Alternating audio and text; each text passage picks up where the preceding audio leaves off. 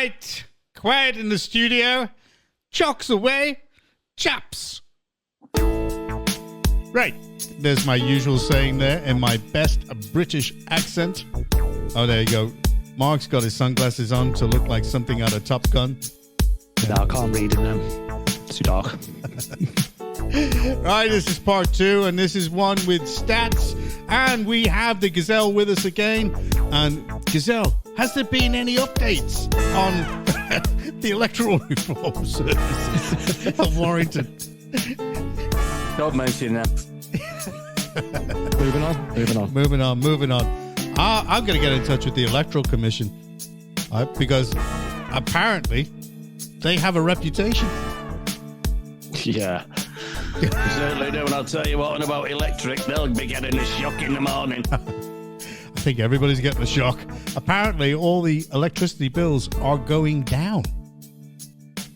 How about that? Ours has just gone up. Well, I'll tell you what, can you do me a favour and ring Octopus and let them know for me, please? Yeah, and mine. Well, there's going to be 2 interest rate cuts over the summer. That's what is predicted, and that's why. It was one of the Conservative politicians who turned around and said, well, he said, I would have much rathered that Rishi called the election in November so that we had the backdrop of these interest rate cuts to help us along. No, they're looking at this the wrong way. As soon as Labour get in, then they're going to do the interest rate cuts. Oh, you reckon? Conservatives are the one. They just keep freezing it like they've done in last week. I can see what they're doing. There's just so much happening there. Mark, go ahead. This is with you. Go ahead. Set the scene. So we discussed in part 1, didn't we, about this. Go on, Mark. Set the scene. Mark, set the scene. You do it. Yeah. Go ahead. Great job. Super duper. No wonder the Ravens flown. I know. I think I might join him. Where is he? Wales? Actually, maybe not. We'll just do a big pause first because we know the landlord loves them. Yeah, I met a bear in a bar once. He had big paws. So basically, my theory here is they're distracting us away from the key issues of the election, which Nigel Farage has been absolutely smashing out the ballpark. So they thought, what can we do? We'll call him names. We'll distract him. No, so let's get back to what he's actually been saying. An immigration election, that's what it should have been. Absolutely. Because immigration is the road to, well, everything basically. So we're going to pick a few key issues across the country that pop up in elections and see if immigration is a net benefit or a net negative.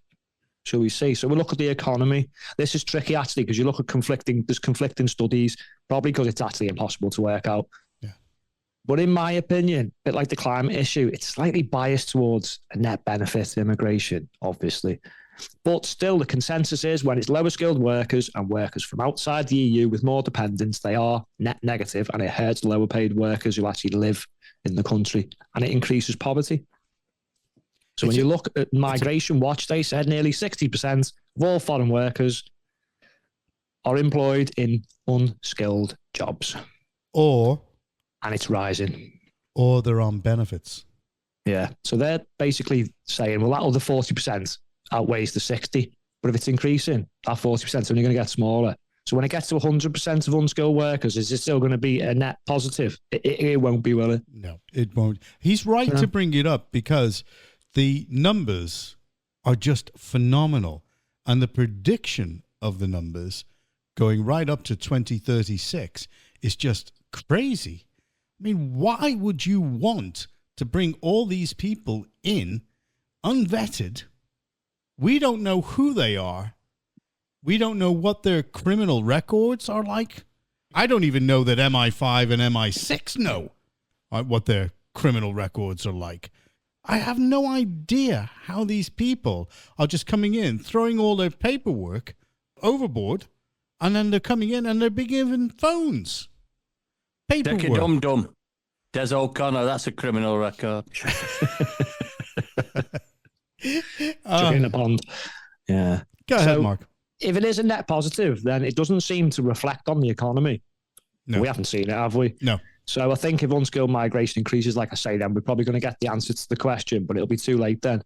Let's just say, for instance, for sake of arguments, right, it balances itself out. Okay, whatever. They're obsessed with GDP. So normally, more people in the country, the higher the GDP. So you're thinking, oh, we're more well off. But that doesn't relate to higher living standards. If you look at Russia, they've got a higher GDP than Australia, but you'd much rather live in Australia. Yeah. I think what we need to be looking at is the median earnings and productivity, which is much better. The thing is, the government's priority is meant to be to improve the quality of life for the citizens in its own country. That's the aim and objective. Now, you tell me anybody that feels happy. But they're not. They're just making themselves look good with these GDP figures so they can say, oh, we're the 5th biggest economy. What we need to do with immigration here is invite people who are going to be a positive to the country, all of them. Yeah. If that's the way they want growth in the economy, then yeah. What, like car washers and barbers? Yeah. Turkish barbers especially. Oh, They only have razors. They don't cut your hair, they shave your head. Yeah. Well, before I move on. Is that an occupation? Sorry, don't upset him. That's not all he shaved. But before I move on, there's something else that not many people are talking about, which I've picked up on here, and it's called capital stock dilution. Basically, it means the higher the population, it means the country's stock is divided among more people because migrants can't bring physical things like buildings and roads and machinery that we've built up over time. So ideally, our stock will grow faster, making us more productive. But when you look at the growth across all areas for the last 14 years, it's not been great. Now, Neil O'Brien's Substack is really good at explaining this. And actually, he's got some cracking ideas for the economy with regards to immigration. And I tell you what, if he was the Chancellor, I think we'd be booming. So check out Neil O'Brien on Substack. That's a good one. That's good. And then we can move on to some other parts, maybe like NHS or something. Yeah, go ahead. Well, as far as I'm concerned, when I was listening to one of the live listening forums on Twitter, one of the main things that they were saying was they weren't totally convinced by Farage's plan about the NHS. But in actual fact, some of it does make great sense. Because if you can afford to pay for treatment, and the benefit of that treatment is that you get it quicker, and then you're able to relieve some of those waiting lists, it would get the private side competing with the NHS, and then the NHS would have to pull its socks up and get its act together. Because if it wants to survive, I mean, there is absolutely no way that the NHS is going to be destroyed. I mean, it's just too much of a behemoth for it to disappear. I mean, I think it would take at least, between 30 and 50 years for anything to even come close to competing with the NHS. It is funny because when I was looking into whether the immigration's positive or negative on the NHS, one study actually claimed immigration reduced outpatients' waiting time, but then it also said it raised times in more deprived areas outside of London. So even the ones that are positive towards it literally contradict themselves. So again, if that's the less well-off who suffer. But I just thought I'd look at the bigger picture. I did a rough calculation to sustain the current level of the NHS staff in conjunction with net migration staying at 800,000 a year. That's going to go up. The NHS needs to employ 15,000 staff per year. Currently, staff shortages are around 121,000 full-time. And the Conservatives were allowing those shortages to be taken advantage of by agencies who were charging £1,000 a day for a nurse. I mean, where the hell did they get off doing things like that? Well, this is the thing. They think they can employ all these people next year, but you still haven't sorted the shortages out from last time. So if you look at the immigration figures, what if net immigration goes up to 1 million next year and then 1.2 million a year after that? Then there's going to be a lot more shortages and you're going to need a lot more staff. It's not a benefit. It can't be. Go ahead. Light bulb moment. Okay.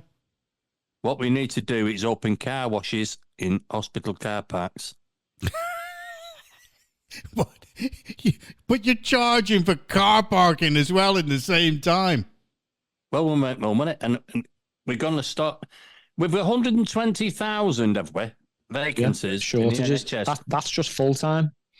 Right, so we need something like, what's that, 120,000? We're looking at an extra, 7,000 dinghies to fill that up. Possibly, yeah. So what we need is more dinghies. I was talking to a Lib Dum the other day, I should say. Why did you do that? Why did you do that?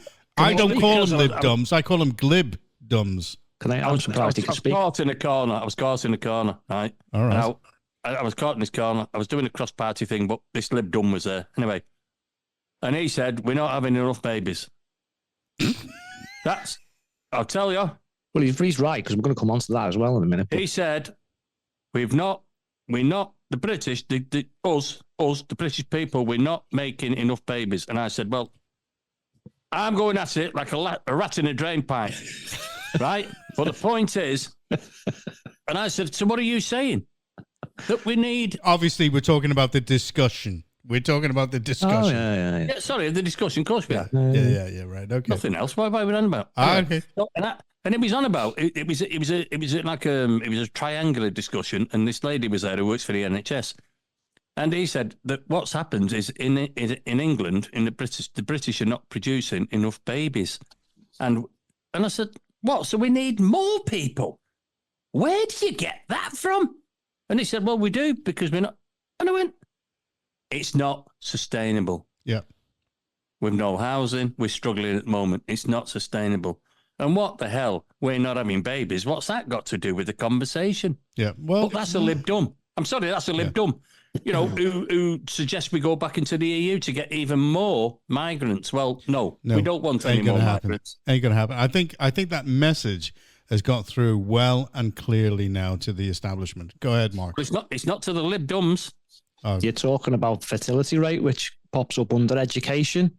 So I'm looking at the bigger picture again. Is this a benefit? Immigration on education. So the total fertility rate is well below replacement level, and it has been since the 60s. So it's below 2.4. Yeah, it's about 1.5 something. You can't blame me for that. Like I say, no. I'm like a ram at a gate. I can't knock any more out. This has been since the 60s. Since, guess what? The Abortion Act came into place. Massive drop. And it's been decreasing rapidly since 2010 after a small increase, a little bit of a fight back there, ONS figures. So on the basis of that alone, if we can't replace... Now it's 37. Yeah, if we can't replace the current population, do we really need to build extra schools? Replacing old schools, yes, but why extra schools? Yeah. That doesn't make sense. So then you look at the number of school places since 2010, and it's an increase of 1.2 million. Wow. Something happened, didn't it? Tom Harwood on GB News said something happened. An Oxford study in 2018 found that non-European economic area migrants contributed a net negative of £800 compared to the average UK-based adult. Is that per person? Yeah, they attributed this to the high number of dependents associated with non-EEA migrants, which means a higher cost in terms of education for the state. And bearing in mind, they're saying that we're just about scraping through here, right? And they're saying there's been a bit of a dip in primary schools because of the lack of children being born. Yeah, 25% of secondary schools are still above class capacity. We don't need them. And there'll be even more after Emily Thornberry finishes with it. And Labour, I should say, was one thing. Sadly, yeah. Charging all of that and you start filling all the classrooms up with children from the private schools. Heaven forbid. Yes. Well, I mean, as far as I'm concerned, there are a lot of things wrong, and it is definitely an immigration issue. There are no two ways about it. Go ahead, Mark. You mentioned, I think Trev mentioned housing. So we've got 25 million houses, but apparently that's not enough for 68 million people, which means we can't house who we have here already. So Farage was right when he said we need a house a second. I think it's probably more than that. To be honest, you're struggling to build 200,000 houses a year now, but they're letting in, as of last year, 800,000. I don't think I need to do any sums on this, do I? No, it's not rocket science. Hugh Pill, the Bank of England chief economist, said high levels of immigration are fueling house crisis. So it's not just us, and it's not just Farage. Go on, sorry. I'm sorry, Mark, just to butt in there. That's all right. About that. I mean, actually landing a man on the moon. Now that is rocket science. Sorry, carry on. Yeah, it is. Try not to get distracted. He's puddled because he's annoyed with Warrington Electoral Services. The chief economist, right, though, because that capital stock thing I mentioned before comes into play in London because the growth of the population of migrants was greater than the growth of the housing stock. So these successive governments can keep blaming each other for not building enough houses. But anyone with half a brain cell can actually see they're never, ever going to build enough houses, because what they're doing is they're like trying to have a race with someone who's already twice as fast as you and giving them a head start. You are never going to keep up. And then what happens when immigration hits, like I said before, 1 million, 1.2 million net? Those figures are just going to increase. Yeah, absolutely. And this rolls over to everything, prisons. So if we're not replacing the people in the country as it is, why do we need more prisons? Yeah, absolutely. Someone in this country is causing crimes and they weren't born here. But anyway, infrastructure, you've got more people. You just hit on a point there. Somebody who wasn't born in this country are committing crimes. And I do not understand why the judiciary of this country are letting them off. And it's the same in America. Here's a little one for the left. I'm not saying that all the people who commit crimes are people who weren't born here. Far from it. We've got enough criminals who are literally, homogenous to this country. But do we need the extra ones? Can we not spend all this extra money? And that comes down to the fact that they're not checked when they're coming over. They get rid of all their paperwork, and Mohammed, whoever it is from a certain area, is saying, I'm 18 when he's actually 26. And we'll finish with a favourite one of mine. It's going to be infrastructure, but it's going to slide over to something else. So obviously more people means more infrastructure, which means more usage, leading to more maintenance, more renewals, more money. It's not rocket science. And it means more cars. Landing a man on the moon is... Yeah. And what does more cars mean? The Greens will go nuts. More emissions. Yeah. So according to the I'm going to call them the plant food deniers, they call us climate deniers. Yeah. Carbon emissions are causing such a crisis. You had to turn a blind eye to the fact that population increases in the top polluting countries increases their footprint massively. Yeah. But don't worry about it. Don't worry about it. Honestly, they just don't make sense. Right. Well, I'm calling it we there. need to get rid of the cows. What do you mean? There's nothing wrong with the cows. I'm on about the ones at Trump. Oh, we could talk about Trump. I was going to mention culture as well, but we done like an 8, 9, 10 part special on that, didn't we? So you can go and listen to that instead. I mentioned culture earlier on. I want some leaflets if anybody's out there listening. You want culture? You want culture or culture? Oh, sorry, I thought you said culture. We can change it. We can change it. Doesn't matter. All right. Well, that was some great stats there from Stats.